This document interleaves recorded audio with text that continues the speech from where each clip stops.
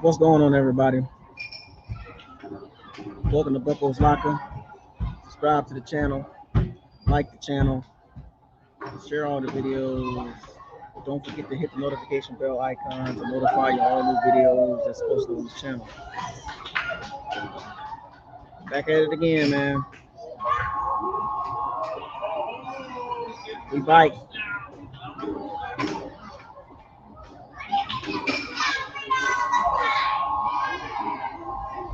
Back at it again.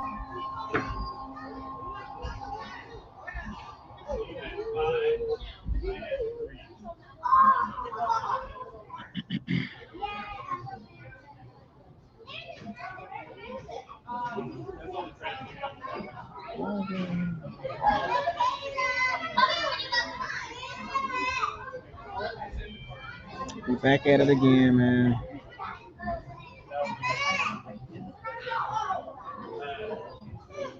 Come on in. About to have a conversation, you know what I'm saying? Yeah, enough is enough, man, you know.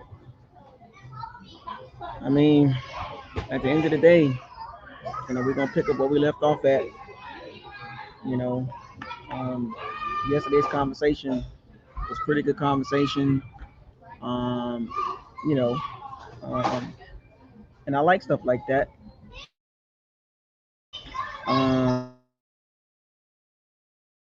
Getting on the same page and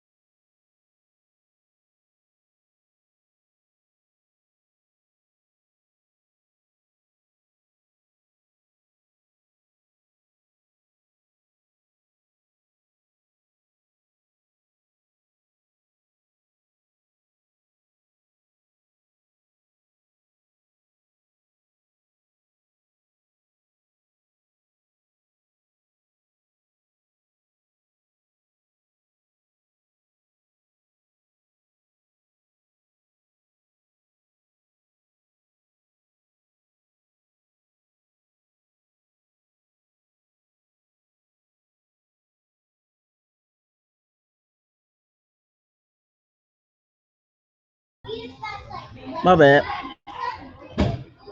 I'm out. I'm out somewhere with my daughter, so yeah, I don't care about none of that.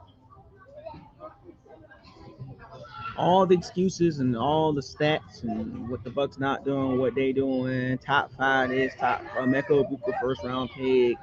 The Bucks roster not bad. Bucks roster bad. I don't care what side you on, man. To be honest with you, I really don't even care at this point. Like, and I'm just keeping it 100 because it's always two sides to a story. But at some point, I don't care what story it is. You know, it's two sides to everything. I'm not on no side. You know what I'm saying?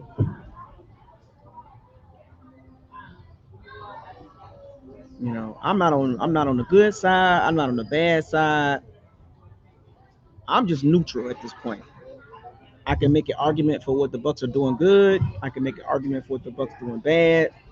I can make an argument for Baker Mayfield playing well. I can make a argument for the Bucks roster looking good. I can make a not looking good. Like I can go either way with this. But at this point, I'm not taking no sides. Don't ask me about what you look. I just want the Bucks to win. Like all this back and forth and all that. And look, we could talk about Todd Bowles and his scheme, 3-4 hybrid, his risky scheme. We could talk about you know Josh Gazard's motion and shifting scheme, his philosophy and getting guys in space and making the defense react to the motions and shifting and the counters and the traps and the powers and the zone reads and inside trap scheme and all that. I don't care about none of that.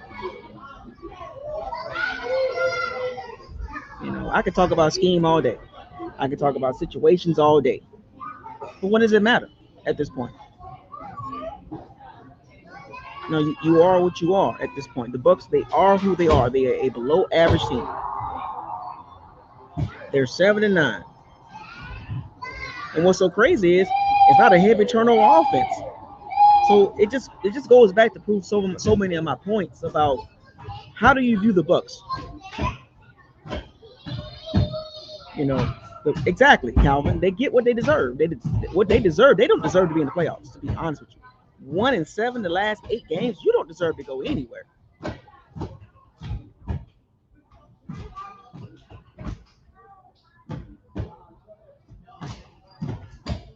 The Bucks don't deserve to go 1-7 the last 8 games. And then there's so many scenarios. Well, there's a few scenarios that the Bucks can't make the playoffs. They lose to the Panthers, they don't make it. If the Falcons went out, if they beat the Rams and the Saints, and it's a 3-way tie, 8-9, the Panthers get in. You know what I'm saying? Everybody try to, and then some so funny. Like last night, I was kind of getting a temperature check with the Bucks community and some of the people that talk about the Bucks on X, formerly known as Twitter. Some of these goofballs have no idea. And I like to use the word goofball because they 1 minute they be like, oh, I was a believer in Todd Bowles and now I'm not a believer, sir. Who told you to be a believer in Todd Bowles? That's how I know you're politicking up on your platform. I can't believe this Todd Bowles that. What did you think Todd Bowles was when he got here? Elite coach?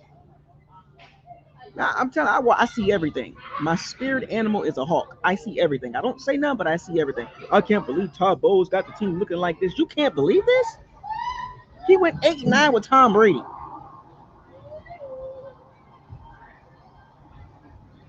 8-9 with the great Tom Brady, and he's 8-9 with Baker Mayfield. I mean, well, 7-9. What you expect? The 8-9 season, Tom Brady only had 12 interceptions or something like that. He didn't have that many interceptions, and it was 8-9.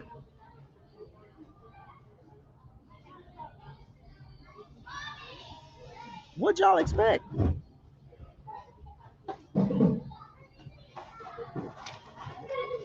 And then people blame Todd Bowles like it was all his fault in his first year head coach. Did you not see Brady? He threw for 4,600 yards, but that was garbage stuff. Half of those yards is garbage. And here we are, fast forward 3 years later, in year 4, post the head coach, and you guys are acting like you surprised. Some of you guys are surprised the Bucks look like this. I'm not surprised one bit. Yeah, my prediction for the Bucks was 10-7, 11-6, which was 10.5, give or take. They are 3 games below my prediction, so that tells me right there.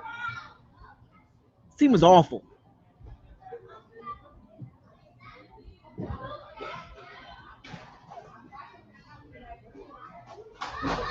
And then we can go down the list. Jason Light as a GM.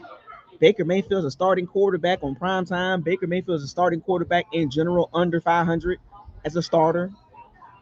He's only really had 2 good seasons in his entire career, and those 2 seasons had to be dummy proof for him. The year the Browns went to the playoffs, go look at Nick Chubb and Kareem Hunt rushing stats. Go look at the defense stats. Baker was along for the ride. He had a prime Nick Chubb, a prime Kareem Hunt. He barely threw for 3,000 yards.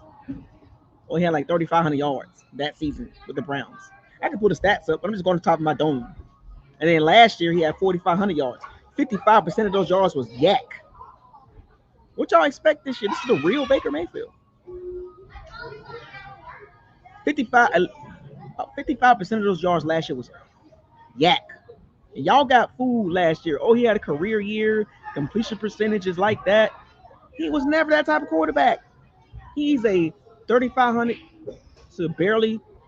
He's a 3,400 yard, 3,900 yard quarterback.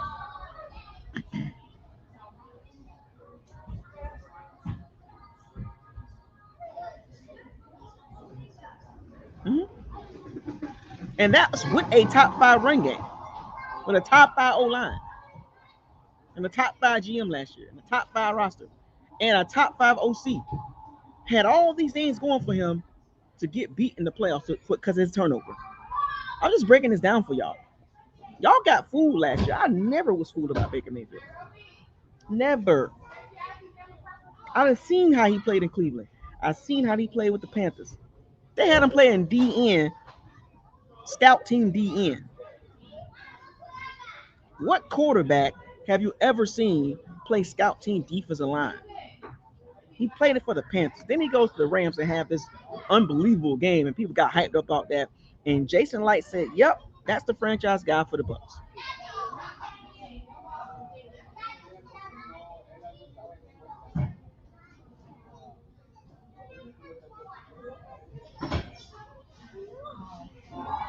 Think about that.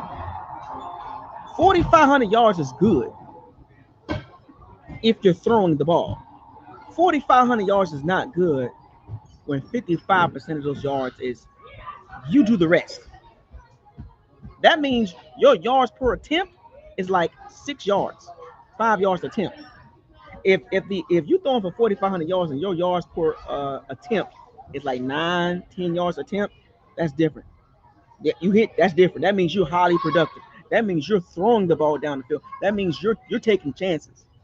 Baker is not that type of quarterback. He was in a dummy-proof, easy button offense last year, and even this year. The easy button.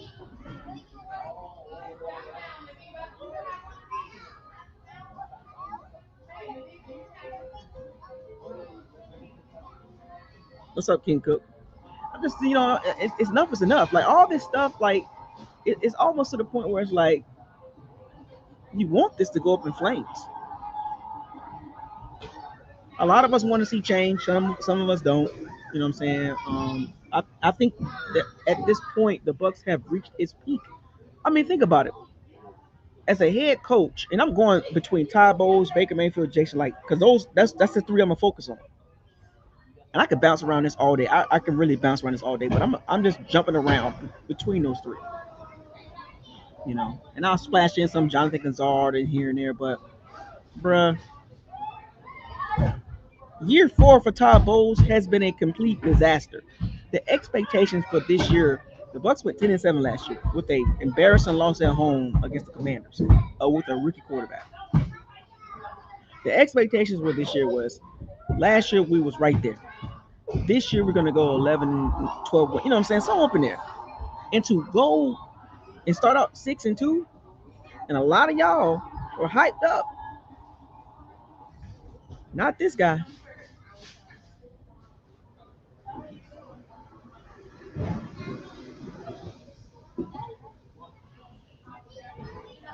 I pay attention. I literally do. I was not hyped up when the Bucs was 5-1, 6-2. I was not. I was not playing that game.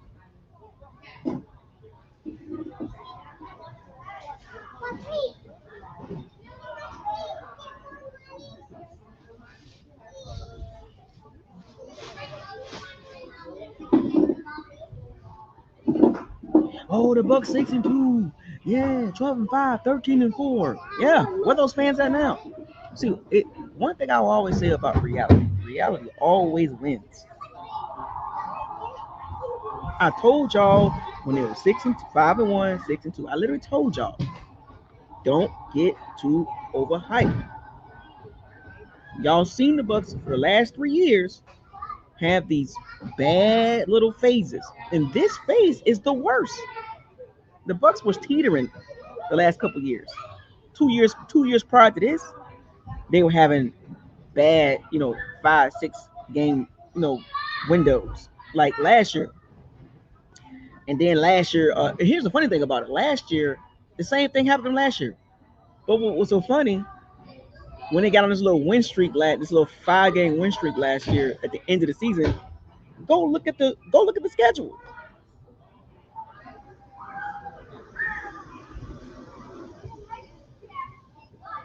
Go look at the schedule. They went on a winning streak and people got hyped up, and they get into the playoffs and lay a goose egg.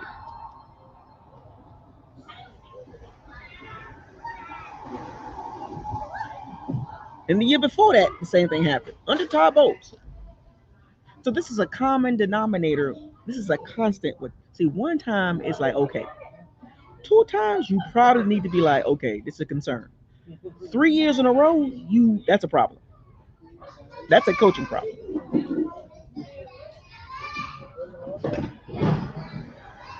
3 straight years of really bad pockets in the season. But this time, the difference between the season before this and and 2 seasons prior, there was no bouncing back. The jig is up.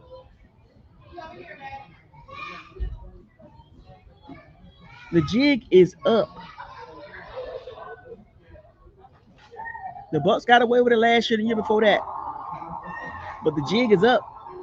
You can't do it this year. You can't go on this little win streak and beat all bad teams and think you really like that. Eventually, it's going to catch up to you. Eventually, roster will catch up to you. Eventually, poor coaching decisions will catch up to you. Eventually, poor quarterback play will catch up to you. And the funny thing about it is, we can attack the players individually, but I'm going at the leaders of the team. Levante David, Baker Mayfield, Mike Evans.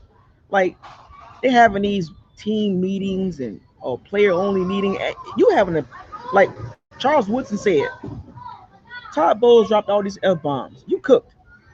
He told the media, we done did enough. The coaching staff has did enough. We ain't, that's on them. You're cooked. Charles Woodson, Hall of Fame, Heisman Trophy. He said it himself. Super Bowl winning player. He spoke on this. He said the Bucks are cooked.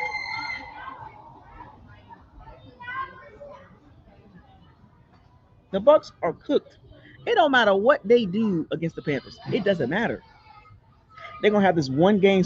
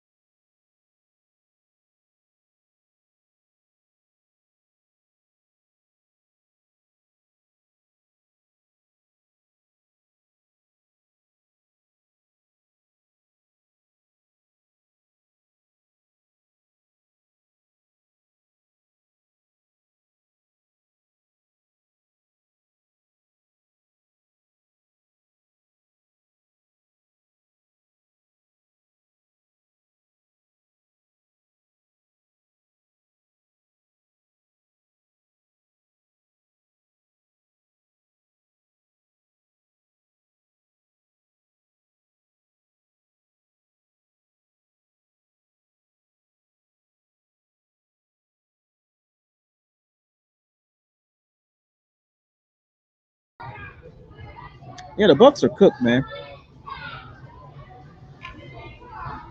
Having these having these players only means we gotta lock in bullets. We out of bullets, and whatever Baker Mayfield said, and Chris Godwin saying I can't talk about what happened in the locker room. Sir, you're 1-7 in the last 8 games. In the last 3 games, Baker Mayfield has had his weapons and still don't look good.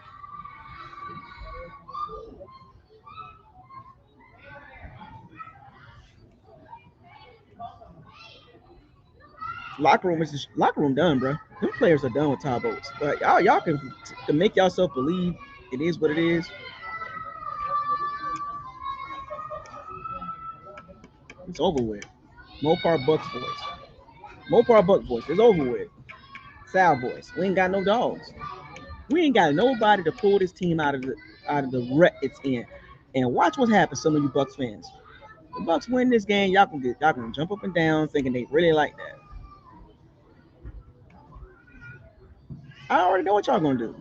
Bucks gonna end up winning this game, and y'all gonna jump up and down talking about, oh, they really like that. They gonna go to the playoffs and beat the Rams or the 49ers or the Seahawks. All right, curb stomp. At this point, I hope they don't make it. And if they do make it, I'm gonna root for my team. But what they gonna do? All of a sudden they gonna catch fire?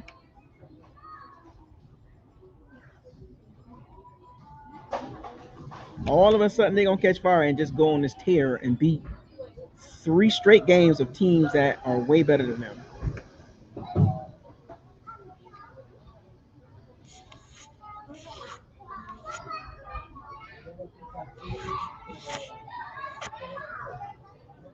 All of a sudden.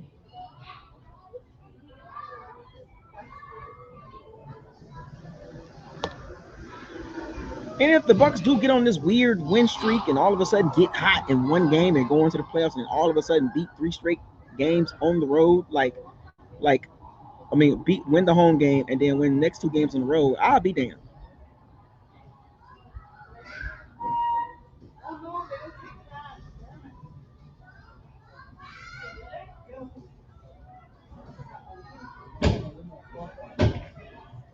I mean, they win the game Saturday. Oh, by the way, it's 4:30. They put us on a Saturday. They put us on a Saturday at 4:30. When have you ever seen the Bucks play on Saturday at 4:30?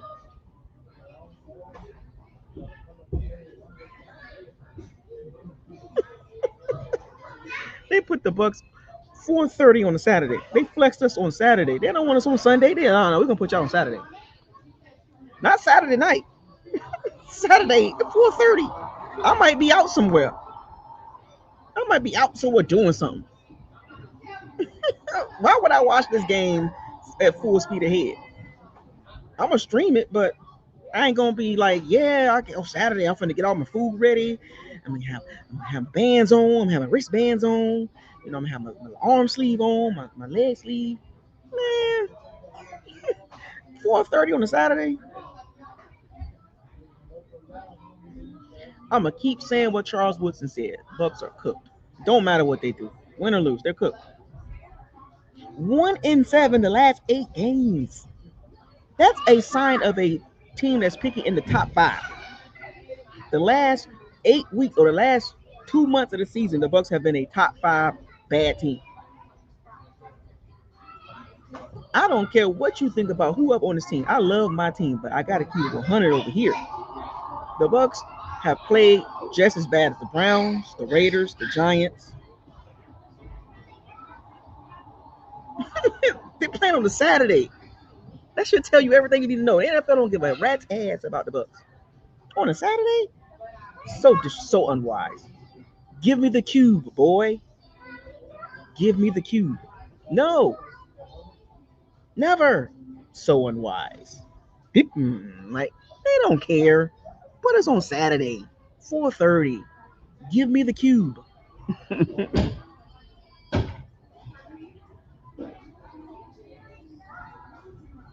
Good Lord, that just makes it even worse. So even if we do win the game, nobody gives a damn. Nobody gonna care if the Bucks win the game Saturday at 4:30. They're gonna be looking for the Ravens and Steelers game. I can't wait. I can't wait to watch that game. I can't wait to watch Derrick Henry go for 200 yards again.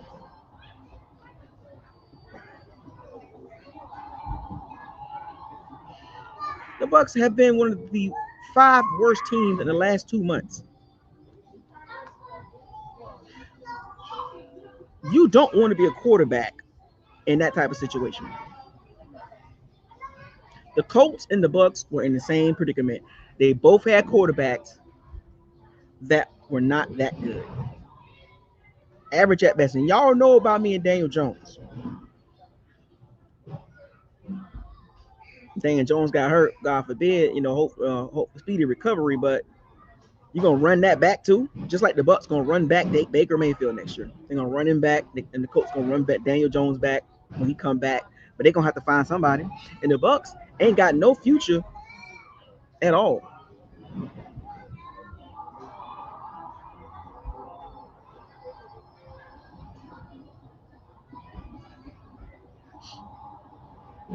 Now I know what Dan Jones. I know he's a free agent, but the Colts gonna try to run him. They're gonna bring him back, 1 year deal because he was playing well. He was starting to fall off too. And another quarterback. The only reason why Sam Darnold didn't fall off was because of Seattle defense. Sam Darnold been turning the ball over all season long, but you seen the Seahawks defense? Bryce Young had 40. Bryce Young had 54 yards against the Seattle defense. What did Bryce Young do against us? Exactly. We are in the same predicament as the Colts. Got a quarterback that will show you some flashes, but not long term.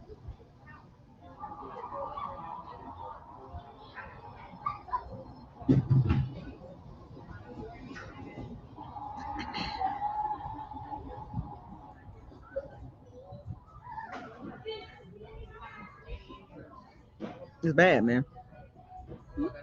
It's bad. Mm-hmm. Back to the Bucks though. I ain't got no faith in that team.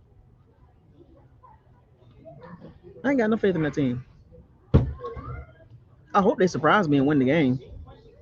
But like I said, I already made my point. Enough is enough. I don't care if they want to lose, and it's not the sugar honey iced tea on my team. It's just kind of over. I'm kind of over this. Like I've watched 8 weeks, 8 straight games of nonsense. Oh yeah, King Cook. It started out good, didn't it? It started out good, 7-0, went down the field, and I knew they did it against the Panthers. I knew they was gonna flame out. They always got one good punch in them. They got that one good haymaker. The last 8 weeks, we barely beat the Cardinals. Think about that. In the last 8 weeks, that's the one team we beat, the Cardinals. We barely beat them. We should have lost to them too. I wish we would have lost to them too. I wish the Panthers would have won one game in the last couple of weeks. I wish they would have beat the Saints. I wish they would have beat the Seahawks.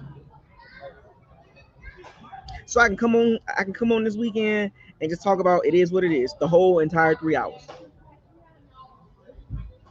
We barely beat the Cardinals, and the Cardinals are terrible. The only reason why we beat the Cardinals was Jacoby Brissett interception, and they were driving. They was going to kick a field goal and score a touchdown. They were driving. And then the Bam Knight turnover fumble. Oh, no, 3. And the 4th down conversion they didn't make. In all 3 drives, they were moving the ball at ease.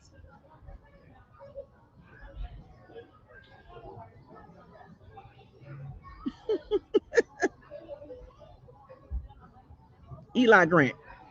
I'm telling you. And look, as bad as it looks this season, it could have been a lot worse if it wasn't for 2 players, Emeka Egbuka and Baker Mayfield. The Bucks right now would be literally 3-13 right now.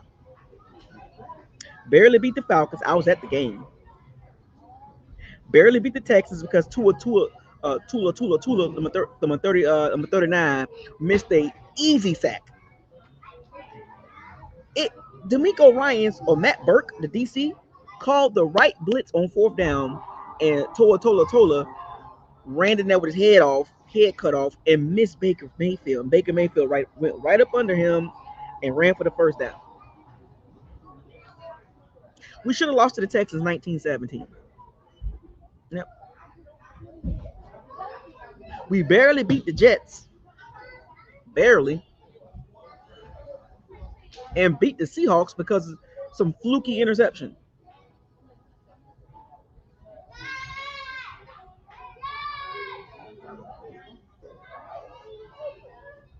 The Bucs are this close from being 3-13 right now.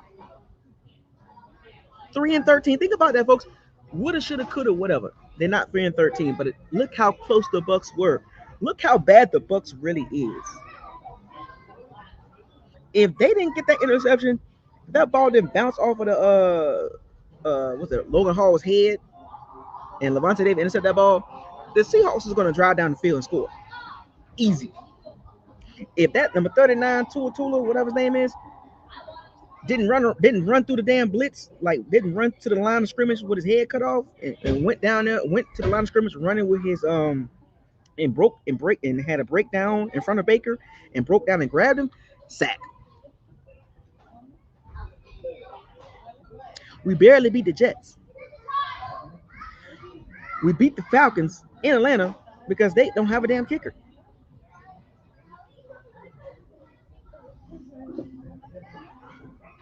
The Bucs are this close from being 3-13 right now.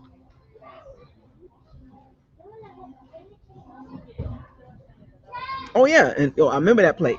I was at the game. Winfield Jr., number 87, David Steele, up the sideline. Winfield came over there, hit him, and the ball came out. That should have been touchdown.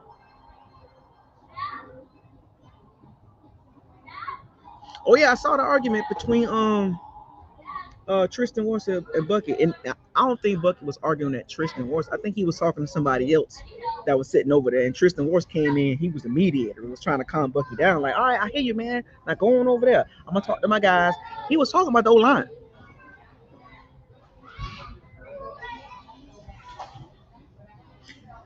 He was talking about Bucky Irving was talking to the O-line.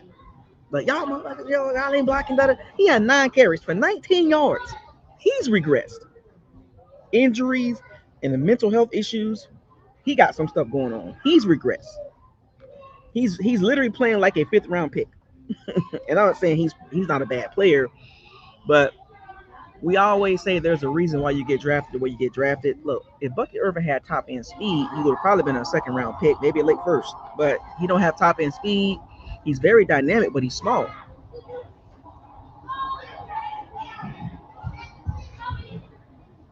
But Bucky Irving has not had a great year because I think they covered that up too. They said, he had foot and shoulder injuries. But then there was a report came out that it was more than that. He had some mental health issues going on. And you know what I'm saying? And Bucky Irving will have his spurts. But they run Bucky Irving like he Derrick Henry. They run Bucky Irving like he James Conner. Most of Bucky carries are straight up the middle. 170-pound, 180-pound running back, 5'7", my size. They keep running them out the middle.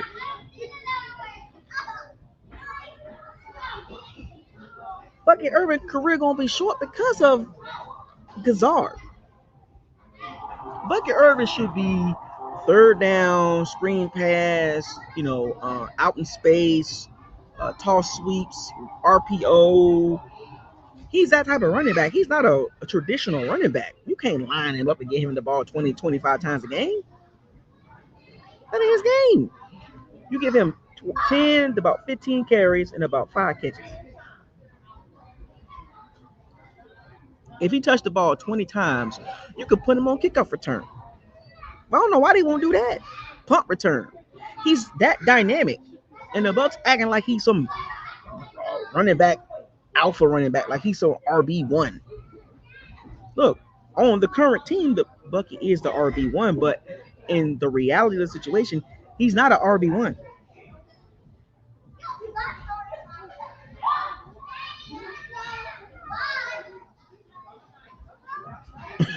Yeah, Calvin. Oh, you talking about the Philly game? That was a weird game too. No, yeah, and both of those touchdowns were fluky. Mm-hmm. That touchdown to was it a Mecca? Uh, the Clemson rookie safety. If he just would have just played back, just play regular safety, busted coverage. You know what I'm saying? Like, and the other touchdown, fluky. Like, a lot of things happened early in the season that the Bucs got away with, and they didn't get away with it at the end. I know the plays you're talking about. Those 60-yard bombs that Baker threw, desperation bombs. Throw the ball in the air, pass interference, please, pass interference. That's their go-to play. Mm-hmm.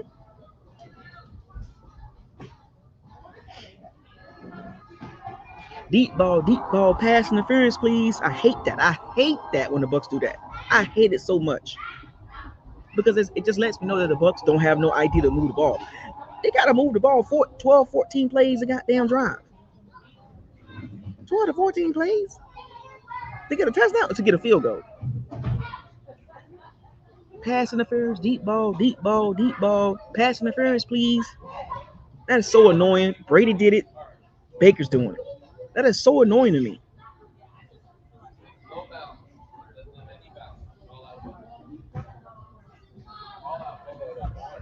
Deep ball, pass interference, please. Oh, that's so annoying. Oh my gosh, man. 3rd and 15. We're just gonna drop back and chuck the ball deep. I hate that. Cause to me, that's like cheesy. That's cheesy as hell. deep ball, pass interference, please. Bail us out, refs, because we can't move the ball.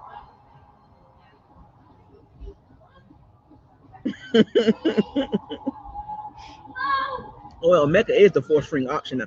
It look, all the talk of the Mecca's gonna be fine, right? But it's how they treating him now. Whew. They only let him in on certain packages. Godwin was the wide receiver one against the Dolphins. Evans had how many catches? He had issues getting away from Rasul Douglas. But he had a great game against Kobe Bryant, an undrafted rookie.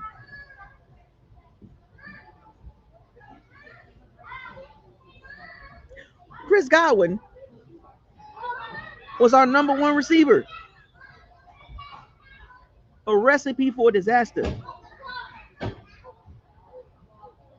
T-Mac was our wide receiver number 2. Evans was wide receiver 3. Emeka was wide receiver 4. Evans struggled against Rasul Douglas.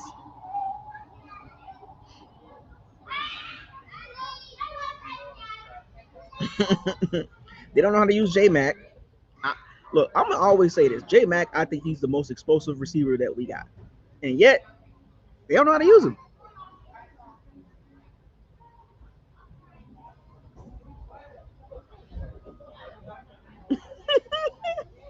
Pass interference, deep ball, please. Pass interference, please.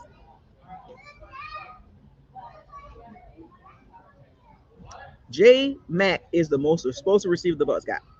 Dynamic. It should be J-Mac number 1 or Mecca number 2.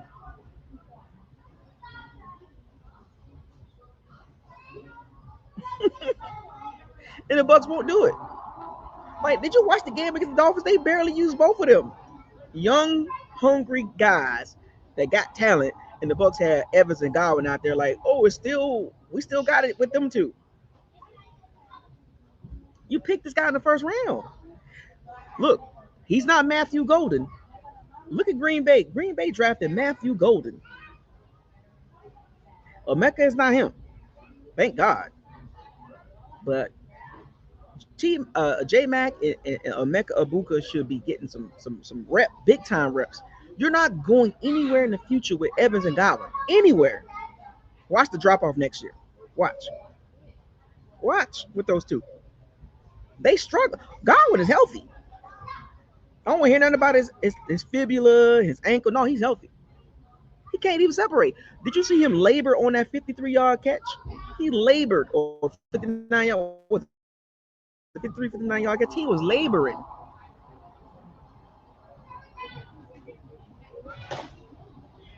Did y'all see that when Chris Godwin, when the Miami Dolphins secondary said, Okay, go ahead down the field, Bucks, and score. Did y'all see that? Like it was busted coverage. Like they just left all game long. Chris Godwin wasn't even open like that. And all of a sudden he catches a ball. Like was it like a 10, 12-yard catch, and he turns it to 53 yards. Like how the hell that happened? They was guarding him the whole game. All of a sudden he catches the ball and goes right down the field, 53 or what, 55-yard catch. Like what?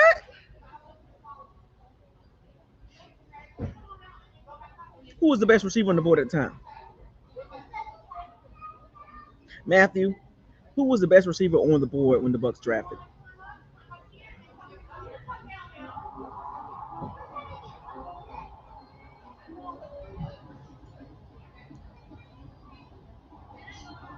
Couldn't believe it, man. Chris Godwin's cooked. His legs is cooked. He has no burst. He catches the ball and he balls up and looks for contact. Godwin is done. His legs is cooked. He has no speed. He's literally a possession receiver. And when you're a possession receiver, you turn into D-Hop. You'll make some plays every now and then, but it will not be consistent. Your plays will not impact the game.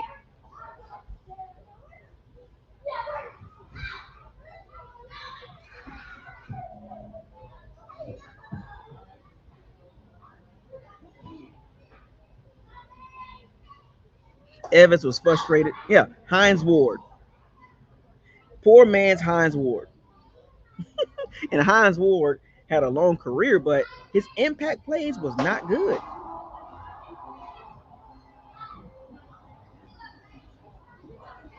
No burst at all. Every time he catches the ball, he's looking for contact to bounce off of somebody.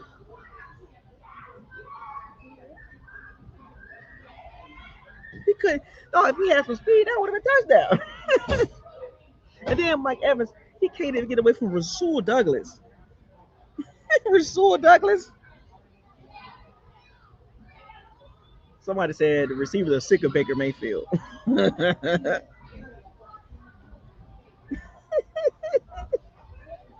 Yeah, Chris Godwin catches the ball. This is what he do. Like he a running back now. Or he catches the ball and it's like he falls to the ground. Like he got nothing in him. Nothing. Nothing at all. Because he had this one game against a bad Dolphins team. They think Chris Godwin back. He's been back for a couple of weeks and he's been healthy. So ain't no excuses there. No impact.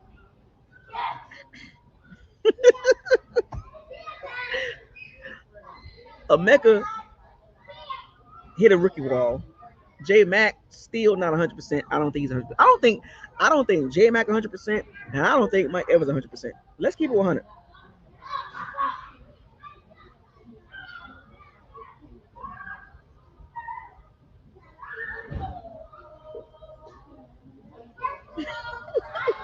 I think Mike Evans still hurt. Go watch him play. Go back and watch the Dolphins game. Every time Mike Evans caught the ball, you're right. Every time he caught the ball or did something, or he catches the ball, even last week, straight to the sideline.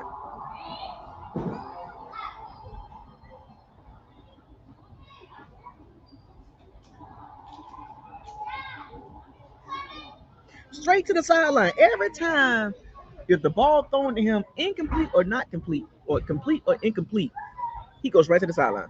Like, damn.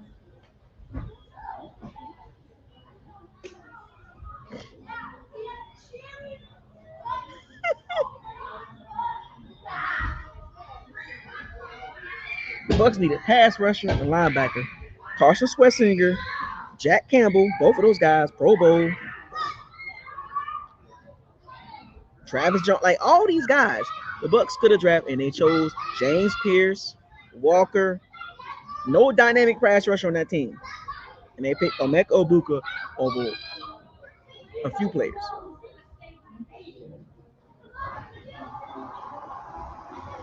Not everybody crying about, oh, why the Bucks ain't got a pass rusher? Yeah, there was some there, and the Bucks said no.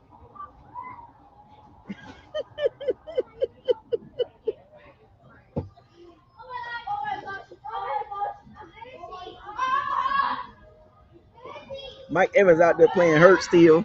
I think that the hospital ball Baker threw him against the Falcons.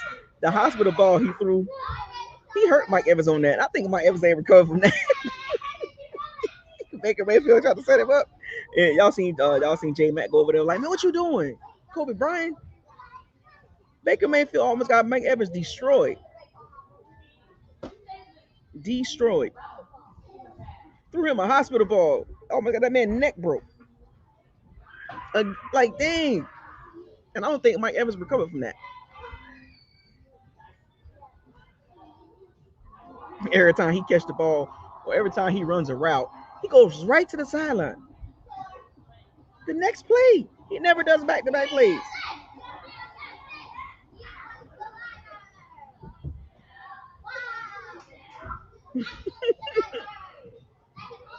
And you look at this game right here, it's like put up or shut up. It's like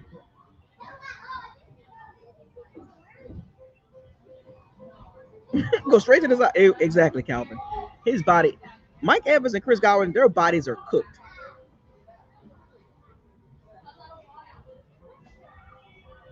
And I understand why Jason Light, took J Mac in the third round. He took Emeka Egbuka in the first round because Evans and Godwin's, they on their last legs. If anybody think next year they're going to be some type of super dog, you out of your freaking mind. Every year you don't get better. Between the ages of 21 and 28. That's without major injuries. When you hit 30 and up as a receiver, any type of leg injury, hamstring, broken ankles, torn ACLs, you don't come back. You literally become a possession receiver. Look at Stephon Diggs. Look at Devontae Adams. Great. Devontae Adams is a great receiver. He's still cooking, but he ain't cooking like Puka Nacua. He's a red zone threat. And that's what Mike Evans is. In between the 20s, he ain't gonna get too much, maybe a pass here and there, but in the red zone, Mike Evans is that dude. He's the dog. Stephon Diggs, he's jittery. He's more jittery than Chris Godwin. So he can last a little bit longer. He's a little younger too. But Evans and Godwin cooked. Next year, I don't want to hear it. So yeah, I'm happy we got Emeka Egbuka because it's gonna work out for us. But quarterback situation, the head coach situation, the GM situation.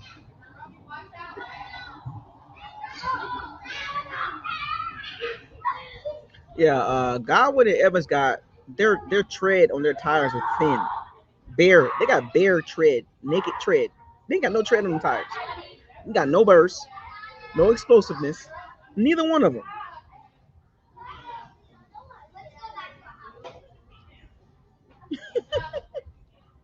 What up, Aaron? John, CJ Warrior.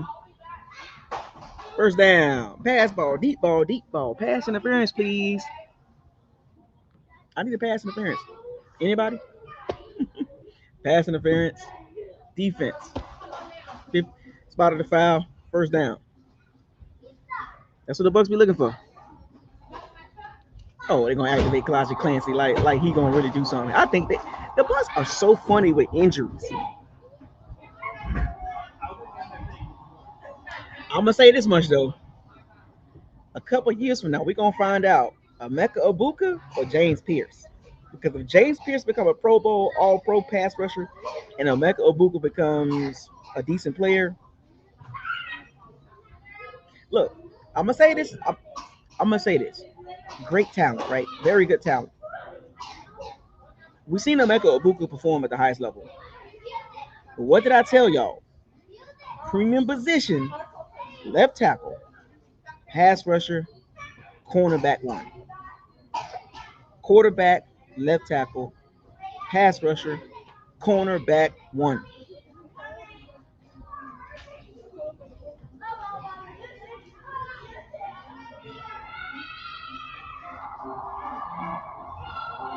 Oh, look at this. Calvin is on one today. He putting y'all on some game. And that's what I thought the Bucks was probably like top 7, but I didn't know they were number 1. Chucking the ball around. I'm telling you, it will tell you, it will tear your receivers up. Chuck the ball around. Chuck the ball. And mind you, Evans and Godwin played with Winston too. And guess what? Guess what they played in that system? No risk it, no biscuit. So they go all the way back to no risk it, no biscuit. And that was chucking the ball around all 2019. Vertical offense, no balance, no motion, no shifting, no none of that in 2019. 2018, they was playing in Dort Cutter's offense. 4 verticals. So Evans and Godwin got a lot of tread on them legs.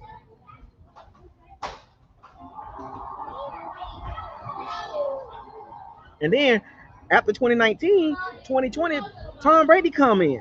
He chucking the ball around. And then 2021, 5,300 yards. He chucking the ball around. And then the year after that, 4,600 yards. He chucking the ball around. Brady had a 5,300 yard season and a 4,600 yard season. It's like 10,000 yards in 2 seasons. And then Baker comes in, barely 4,000 yards. And then after that, 4,500 yards, like chucking the ball around.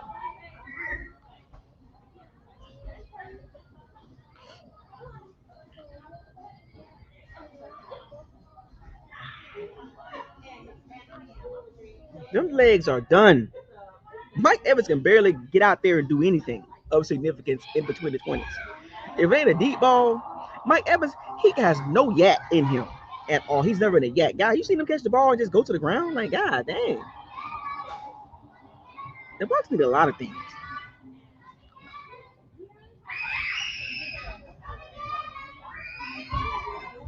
And I keep going back to this. Every season is not the same.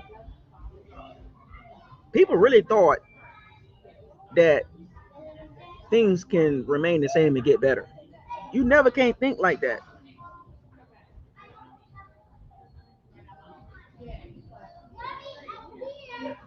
Things can't remain the same and expect change.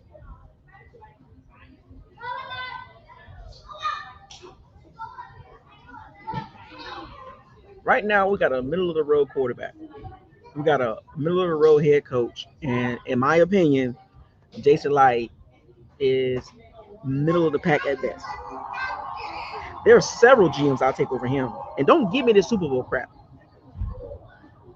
I don't like the way he drafts at all. Run it back, reload, all this stuff. That don't make no sense. I value my draft picks, which I understand that. I will value those picks if you are hitting on those picks. When you're not hitting on those picks, what's the value in those? What pick has he hit on outside of Tristan Wirfs and Winfield Jr.? I'm talking about hit. I'm not talking about just a good player. I'm talking about hit. Godwin had a couple years of that was really good, but he got hurt. He drafted 2 All-Pros in the same draft, Winfield Jr. and Tristan Wirfs. Outside of them two, there is no elite players. If you're going to build a team through draft picks, you better hit on them things.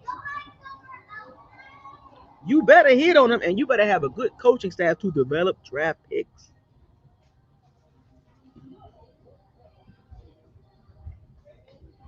You can't be valuing draft picks and not hitting on them. Can anybody explain to me, outside of Tristan Wirfs, to be honest with you at this point, outside of Tristan Wirfs, who is high-end talent? Don't worry, let's go down the list here. And I say draft picks. I'm not talking about Baker Mayfield or Tom Brady. I'm talking about draft picks. What has Jason Lund what has he done in the front 7 as far as high-end, elite, high ceiling, Pro Bowl, all-pro potential? Who? On defense, cornerback, linebackers. Cornerback, linebacker, D-line, outside linebacker. Who? Winfield Jr. had 1 all-pro season. Or maybe 2, but 1 guaranteed all-pro season. I'm not talking about good players. I'm talking about high ceiling, elite playmakers, offense or defense. Who has he drafted?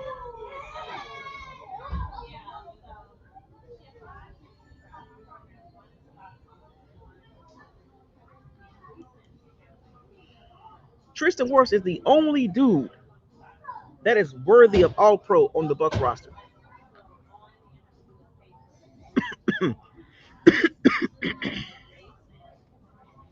You done playing? Well, we got about 30 minutes.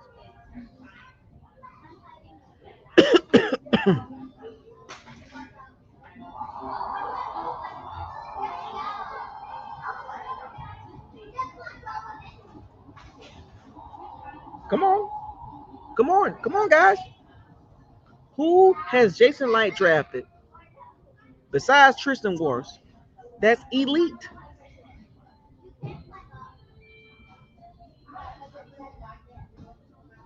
He didn't draft Lavonte David. Evans came in 2014, his first season. Lavonte David was 2012. Jason Light was not there. He was in Arizona or New England.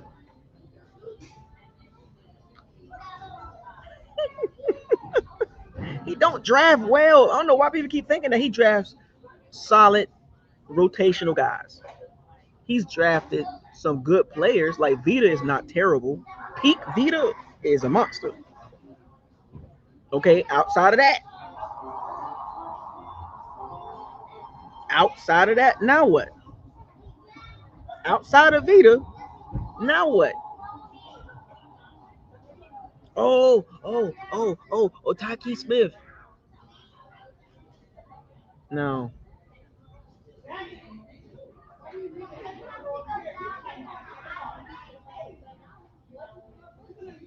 Draft, if you don't draft well, I told y'all this. Drafts will set you back 2 or 3 years because now you got to play catch up.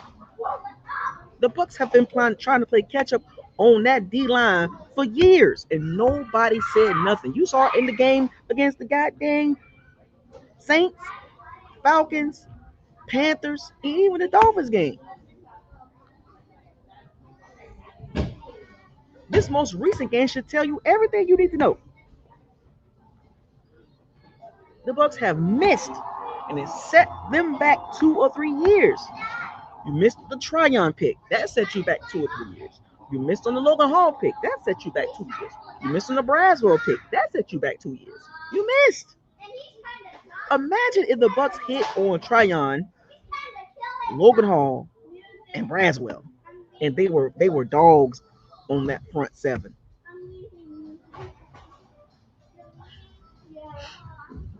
Imagine if they would have hit on those 3 guys. 2 outside linebackers, 1 D lineman, 5 technique. If he would have hit on those 3, he wouldn't have had to draft Calijah Clancy in the first round. Yep. What up, Mark? Mark, what's up, man? He had to double back and draft Calijah Clancy because Logan Hall wasn't it. And Calijah Clancy's small.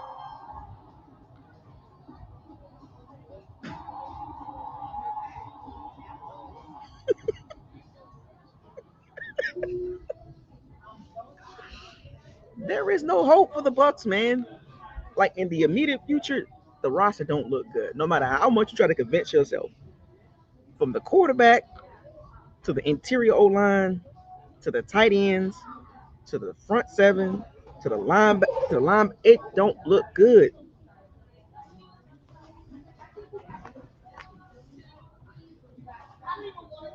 It don't look good, and y'all know it. These last 4 games should tell you everything you need to know about Jason Light, Ty Bowles, and Baker Mayfield. I don't care how much you like any one of those guys. The fact that people bringing up Mike Evans, you got to go all the way back to 2014. Okay, after 2014, who?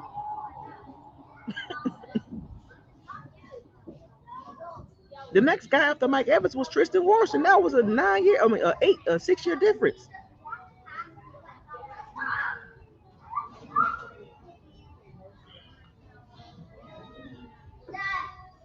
Outside of Mike Evans, the next guy was Tristan Wirfs.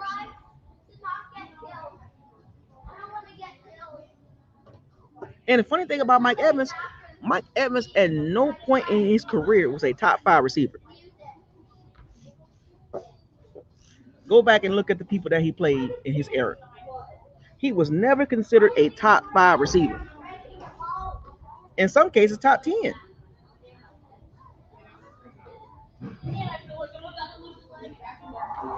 Okay, Ali Marpet. But he retired early.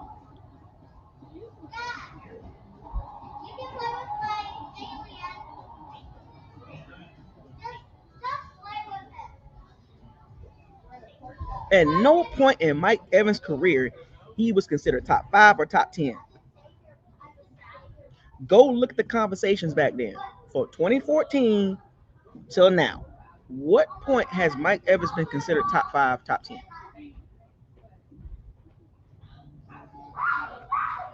Tristan Wirfs is really the only player that has been considered a top person in his position.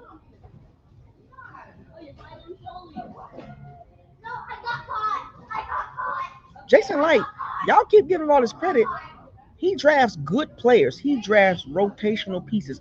Name me a player that left Tampa that turned out to be really good for somebody else. Name me somebody he drafted that was on Tampa that goes to another team and show out.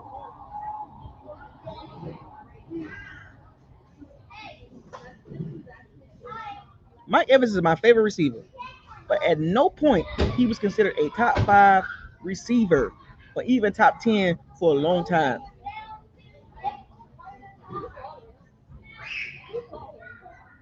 Ask people right now, who would you rather have, Davante Adams or Mike Evans? Antonio Brown, Mike Evans. Julio Jones, Mike Evans. We can go down the list here. Mike Evans at his peak still wasn't top 5. So, and honestly, Tristan Wirfs is really the only person that he's drafted as far as high end, like elite, all pro at right tackle and left tackle.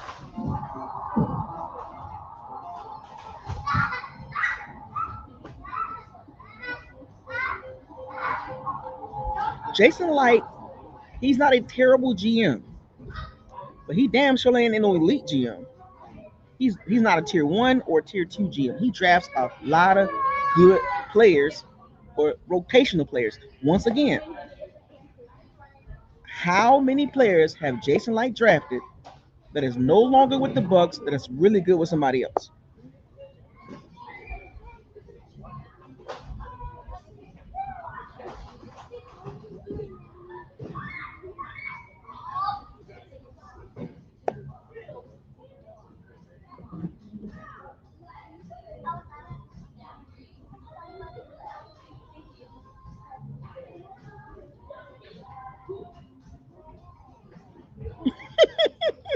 Name me the 4 guys that's on the roster right now. Jeremy McNichols, MJ Stewart, Joe Tryon, Devin White, Scotty Miller. I'm talking about, has anybody been good outside of the Bucks organization that's left the Bucks organization that became good?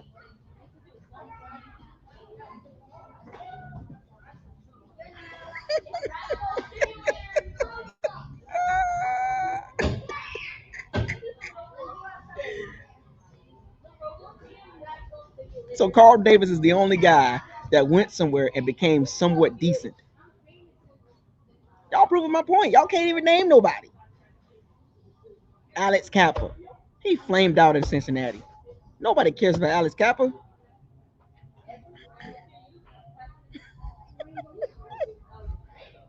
Robert Hazley is doing a good job with Jacksonville.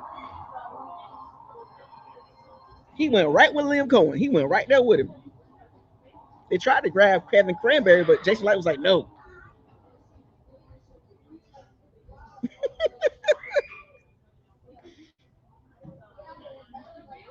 Y'all better stop playing with Jason Light. He's top 5. He top 5 GM because he got a Super Bowl with the super team.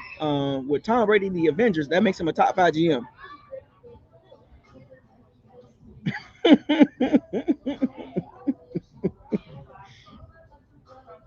Y'all better stop playing, man. Use your brains. Think. Ain't nobody. Nobody. Nobody. My point is nobody. Y'all keep big up Jason like all y'all want to. I know he don't like me. Oh, I'm pretty sure somebody done told him about our Buckles lock. Nobody. I don't want no credentials. Jason Light is a mediocre GM at best. At best.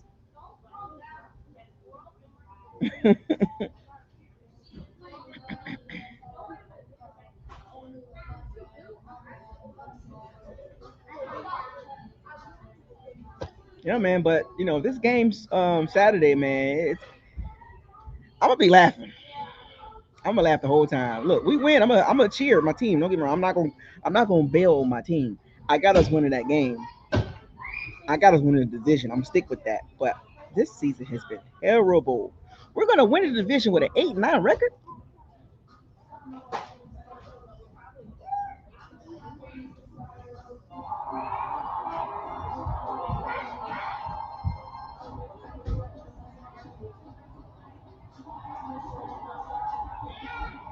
Talking about Tyler Johnson, Scotty Too Hottie.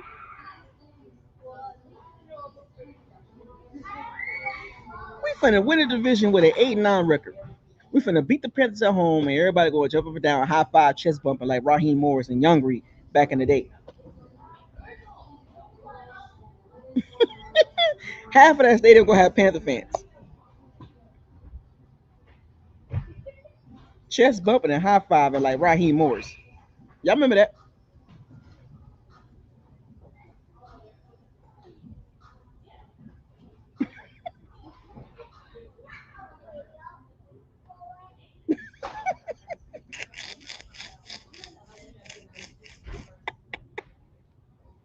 Y'all funny as hell, man. Chest bumping and high fiving. Y'all remember that? Watch, so they gonna beat the Panthers, and some of y'all gonna be running around here talking about, yeah, chest bump, high five. We really like that. We beat the Panthers 30-10. We really like that. At the same breath, 49ers or Seahawks or the Rams come to Tampa. And I'm telling you, watch.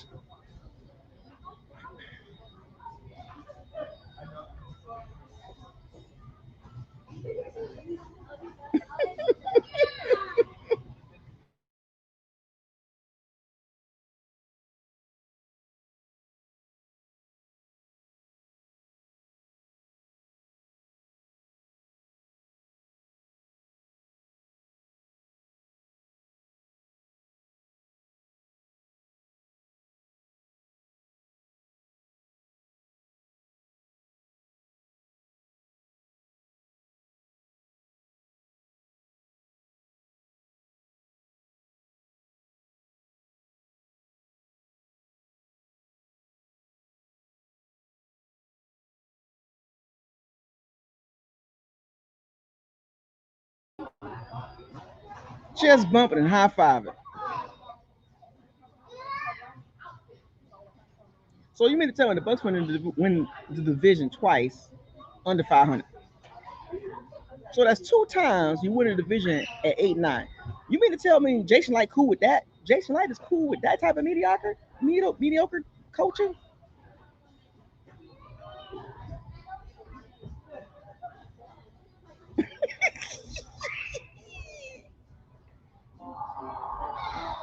Chest bumping and high fiving like Raheem Morris. Call that like Raheem Morris. Call that. Anyway, got about 8 minutes left, man. My take for this Saturday's game at 4:30 p.m. on a goddamn Saturday. Twice, 8-9. One with Tom Brady and one with Baker Mayfield. That is terrible. Look, you know what I want to happen? I want the Falcons to win tonight. Yep, I want the Falcons to win tonight. So all three teams could be 7-9. I would love to see that scenario. And then whoever wins between, matter of fact, it wouldn't even matter if the Falcons win tonight. It don't even matter if the Bucks beat the Panthers. It don't matter. The Panthers get in. Did y'all know that? If the Falcons beat the Rams and the Saints, it don't matter if the Bucks beat the Panthers or not. The Panthers get in. So that means they got us playing Saturday, and they got the Falcons and the Saints playing Sunday. So if we lose, if the Falcons beat the Rams tonight, we play Saturday and we beat the Panthers, we gotta hope the Falcons lose to the Saints. Let me repeat that. For those of you that don't know, those of you that don't know,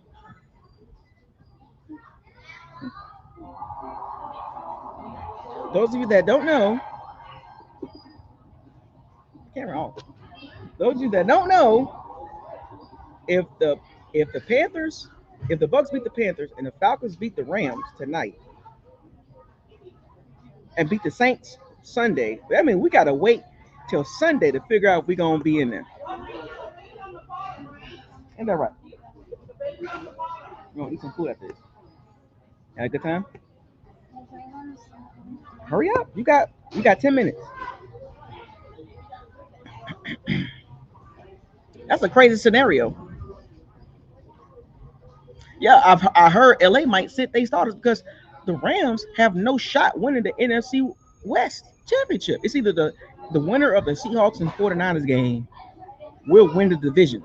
The Rams are going to have the 5th or 6th seed, so it really don't matter. They really shouldn't play their starters. Like, to be honest with you, do not be surprised the Rams don't play their starters tonight because they have no shot winning the NFC West. They are a wild card team regardless. Let me repeat that. The Rams are a wild card team regardless. They can win the game tonight and it don't matter.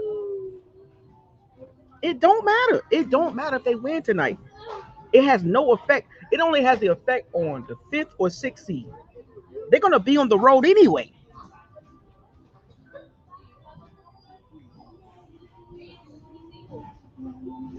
They got to go on the road anyway.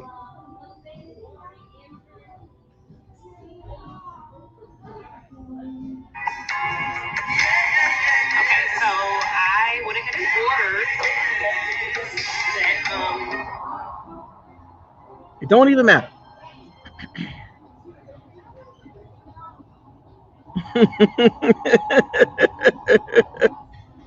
He said,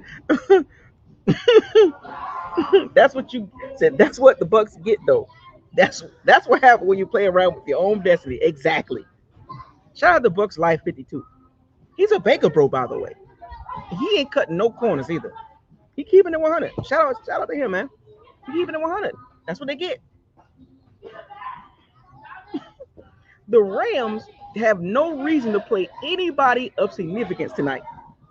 If I was Sean McVay, I would sit Puka Nacua. I would sit Matthew Stafford. I would sit Blake Corum, Cameron Williams. I would sit my starting O-line. I would sit Jared Verse. I would sit Brayton Frisk, Brian Young, Kobe Turner. I would sit those guys.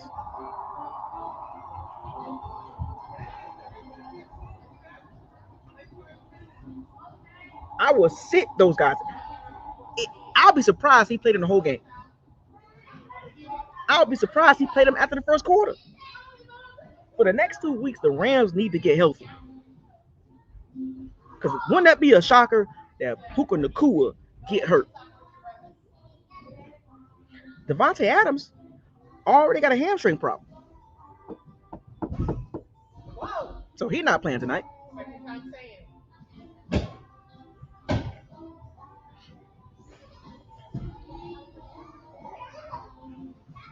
What Sean McVay might do if the game is close, he might keep him in, but it's still taking a risk.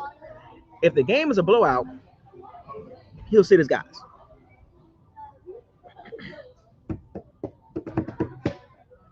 We know how the story goes, man. You playing Puka Nacua and Matthew Stafford in games that you should not be playing them in. 2 weeks of rest, man. Anyway, shots out all the Pirates receiver band. It's gonna be crazy tonight. Y'all watching the game tonight? I am. Look, Sean McVay don't give a damn who he plays. Sean McVay is Sean McVay. If they play the Eagles in trouble. Did y'all know Jalen Hurts didn't complete not one pass in the second half, and they still won 13-12 over the Bills? Jalen Hurts didn't complete a pass in the second half with Devontae Smith and Jalen with AJ Brown. Anyway, shouts out to all the Powers C-Bands, man. Thank y'all for joining, man. I'm going home. I just want to come on here and talk some noise to y'all, man. Touch base with you, some of you guys and gals. Leave the comments in the comment section. Tell me what you think. I'll probably go live tomorrow about tonight's game or Falcons game. It's in Atlanta, by the way. And also, lastly, I got some big news to announce at the end of the season. I got a big announcement to make at the end of the season, so stay tuned for that next week. I will do that either at the beginning of the game or after the game. I might go to the game Saturday in Tampa. I don't know. You might see, but I don't know. We'll see. Fire those cannons. Seize the day. Raise the flag. Hashtag enough is enough. Hashtag what does your eyes tell you? Hashtag facts over feelings. Hashtag why? Hashtag what is this? Hashtag don't get mad at me. Get mad at the Bucks. I'm just telling you what I see. Hashtag possibility over probability. Hashtag somebody got to walk the plank. Book was like signing out. I'll see y'all tomorrow. Peace.